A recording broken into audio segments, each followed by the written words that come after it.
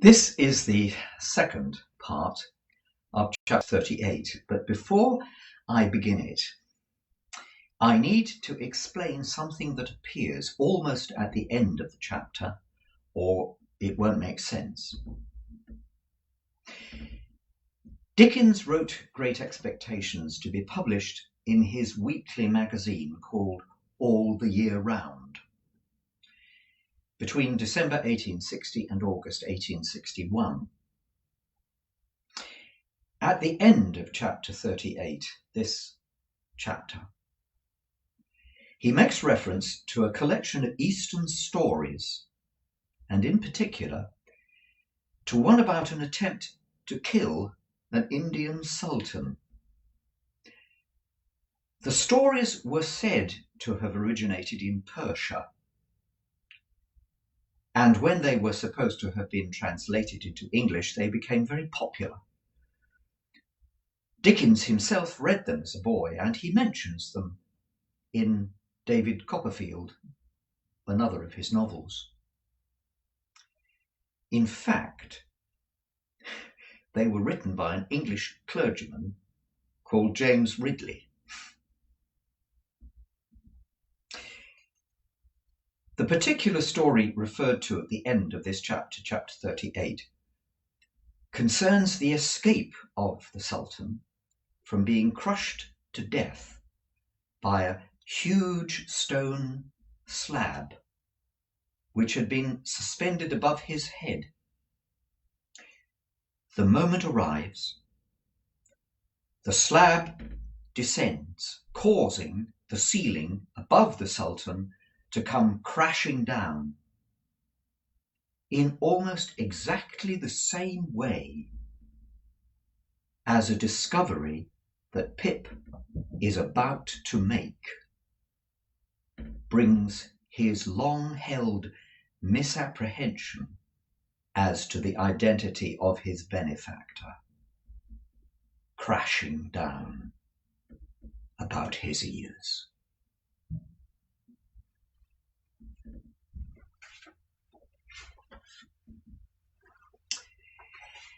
So now to the second part of chapter 38, and we pick it up at the point at which, after a somewhat energetic conversation between Estella and Miss Havisham, Pip has tried to go to bed and sleep.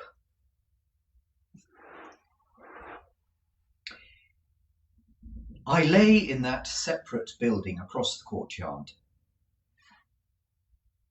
It was the first time that I had ever slept in Sattie's house, and sleep refused to come near me. 1,000 Miss Havishams haunted me. She was on this side of my pillow, and on that, on the head of the bed, at the foot, behind the half-opened door to the dressing room, in the room above, in the room beneath, everywhere. At last, when the night was slow to creep towards 2 o'clock, I felt that I absolutely could no longer bear the place as a place in which to rest, and that I must get up. I therefore got up and put on my clothes and went out across the yard into the long stone passage, designing to gain the outer courtyard and walk there for the relief of my mind. But I was no sooner in the passage than I extinguished my candle, for I saw Miss Havisham going along it in a ghostly manner.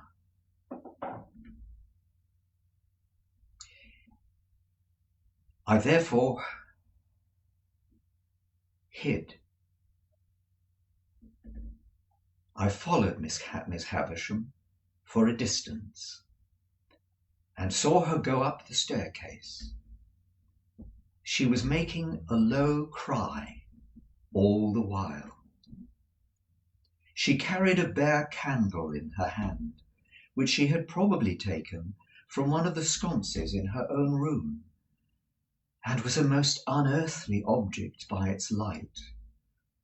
Standing at the bottom of the staircase, I felt the mildewed air of the feast chamber without seeing her open the door, and I heard her walking there, and so across into her own room, and so across again into that, never ceasing the low cry. After a time I tried in the dark both to get out and go back, but I could do neither, until some streaks of day strayed in and showed me where to lay my hands. During the whole interval, whenever I went to the bottom of the staircase, I heard her footstep, saw her light pass above, and heard her ceaseless, low cry. Before we went the next day, there was no revival of the difference between her and Estella, nor was it ever revived on any similar occasion, although there were 4 similar occasions to the best of my remembrance.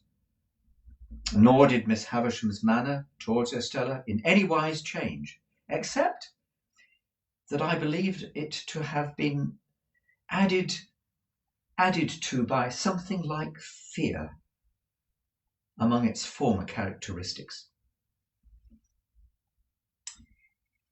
It is impossible to turn this leaf of my life without putting Bentley Drummle's name upon it, or I would very gladly. On a certain occasion, when the Finches were assembled in force, and when good feeling was being promoted in the usual manner by nobody's agreeing with anybody else, the presiding Finch called the Grove to order, forasmuch as Mr. Drummle had not yet toasted a lady, by which, according to the solemn custom and constitution of the society, it was the brute's turn to do that day. I thought I saw him leer in an ugly way at me while the decanters were going round, but as there was no love lost between us, that might easily be. What was my indignant surprise when he called upon the company to pledge to him Estella. Estella who? Said I. Never you mind, retorted Drummle. Estella of where? Said I. You're bound to say of where. Which he was, as a Finch. Of Richmond, gentlemen, said Drummle, putting me out of countenance. And a peerless beauty. Much he knew about peerless beauties, a mean, miserable idiot, I whispered to Herbert. I know that lady, said Herbert across the table, when the toast had been honoured. Do you? Said Drummle. And so do I added with a scarlet face. Do you? Said Drummle. Oh, Lord! This was the only retort, except glass or crockery, that the heavy creature was able to make. But I became as highly incensed by it as if it had been barbed with wit, and I immediately rose in my place and said that I could not but regard it as being the Honourable Finch's impudence to come down to the Grove. We all talked about coming down to the Grove as a neat parliamentary turn of expression, of coming down to the Grove, proposing a lady of whom he knew nothing. Mr. Drummle, upon this starting up, demanded what I meant by that, whereupon I made the extreme reply that I believed he knew where I was to be found. In other words, I challenged him to a duel. Whether it was possible in a Christian country to get on without blood after this was a question on which the Finches were divided. The debate upon it grew so lively indeed, that at least 6 more honourable members told 6 more during the discussion that they knew where they could be found. However, it was to be decided at last, the Grove being a court of honour, that if Mr. Drummle would bring never so slight a certificate from the lady importing that he did indeed have the honour of her acquaintance, Mr. Pip must express his regret, as a gentleman and a Finch, for having been betrayed into a warmth which. Next day was appointed for the production, lest our honour should go cold from delay, and Drummle appeared with a polite avowal in Estella's hand that she had indeed had the honour of dancing with him several times. This left me with no other course than to repudiate as untenable the idea that I was to be found anywhere. Drummle and I then sat snorting at one another for an hour, while the Grove engaged in indiscriminate contradiction, and finally the promotion of good feeling was declared to have gone ahead at an amazing rate. I tell this lightly, but it was no lighter thing to me, for I cannot adequately express what pain it gave me to think that Estella should show any favour to a contemptible, clumsy, sulky booby so very far below the average. To the present moment, I believe it to have been referable to some pure fire of generosity and disinterestedness in my love for her, that I could not endure the thought of her stooping to that hound. No doubt I should have been more miserable whomsoever she favoured, but a worthier object would have caused me a different kind and degree of distress. It was easy for me to find out, and I did find out, that Drummle had begun to follow her closely, and she had allowed him to do it. A little while, and he was always in pursuit of her, and he and I crossed one another every day. He held on in a dull, persistent way, and Estella held him on, now with encouragement, now with discouragement, now with flattering him, now with openly despising him, now with knowing him very well, now with scarcely remembering who he was. The spider, as Mr. Jaggers had called him, was used to lying in wait, however, and had the patience of his tribe. Added to that, he had a blockhead confidence in his money and his family greatness, which sometimes did him good service, almost taking the place of concentration and determined purpose. So the spider, doggedly watching Estella, outwatched many a brighter insect, and would often uncoil himself and drop just in the nick of time. At a certain assembly ball at Richmond, there used to be assembly balls at most places then, where Estella had outshone all other beauties. This blundering Drummle had so hung about her, and with such toleration on her part, that I resolved to speak to her concerning him. I took the opportunity which was given me when she was waiting for Mrs. Brandley and I to take her home, and she was sitting apart amongst some flowers, ready to go. I was with her, for I almost always accompanied them to and from such places. "Are you tired, Estella?" "Rather, Pip." "You should be."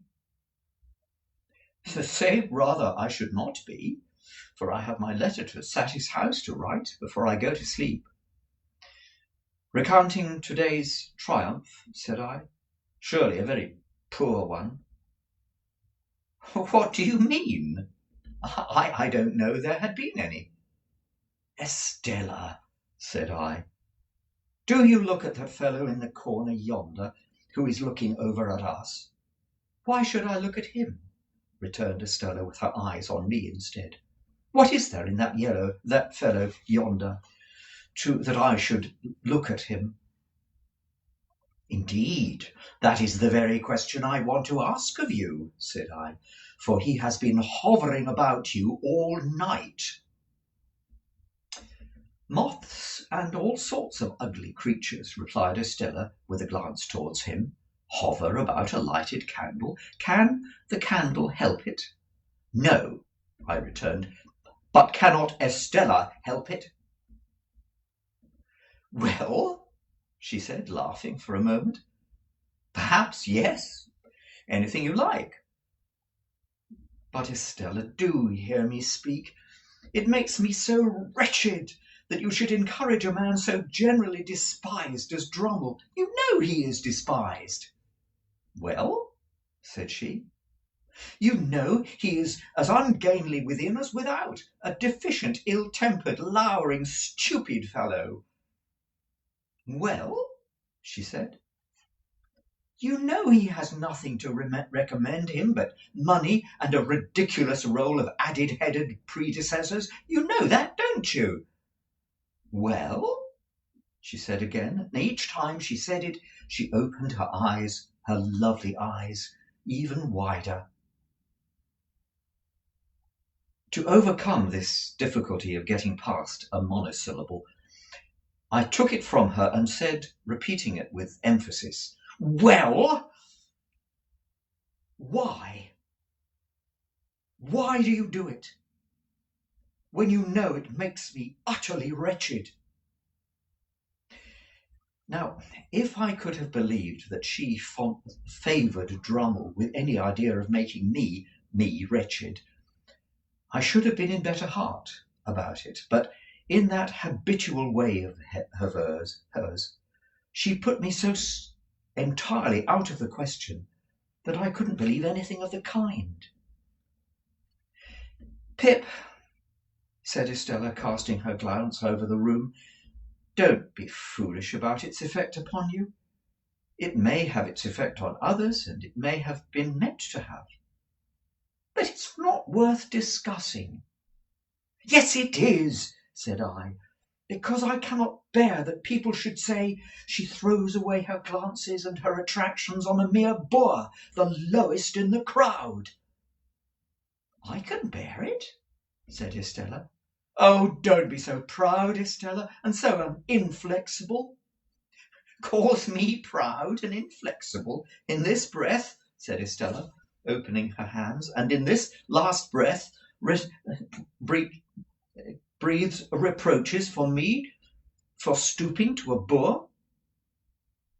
There is no doubt that you do, said I, something hurriedly, for I have seen you give him looks and smiles this very night as you never gave to me.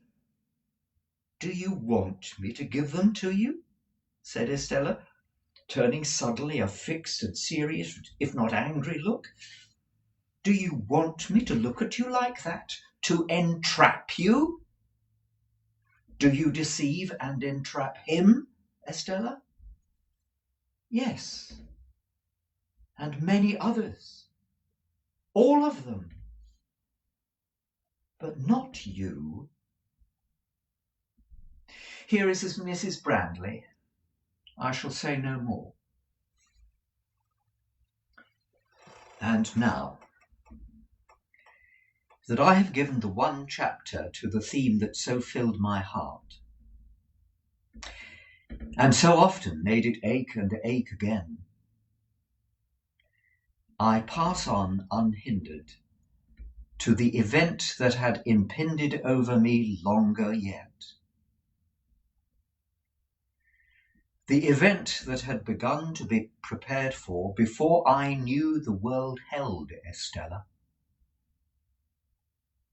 And in the days when her baby intelligence was receiving its first distortions from Miss Havisham's wasting hands. In the Eastern story, the heavy slab that was to fall upon the bed of state in the flush of conquest was slowly wrought out of the quarry. The tunnel for the rope to hold it in its place was slowly carried through leagues of rock. The slab was slowly raised and fitted into the roof. The rope was rove to it and slowly taken through miles of hollow to the great iron ring, all being made ready with such labour, and the hour come. The Sultan was roused from the dead in the middle of the night. The sharpened axe was put into his hand with which the great rope was to be severed from the iron ring. He struck away, the rope parted and rushed away, and the ceiling fell. so in my case, all the work, near and afar, that tended to the end, had been accomplished, and in an instant the blow was struck, and the roof of my stronghold dropped upon me.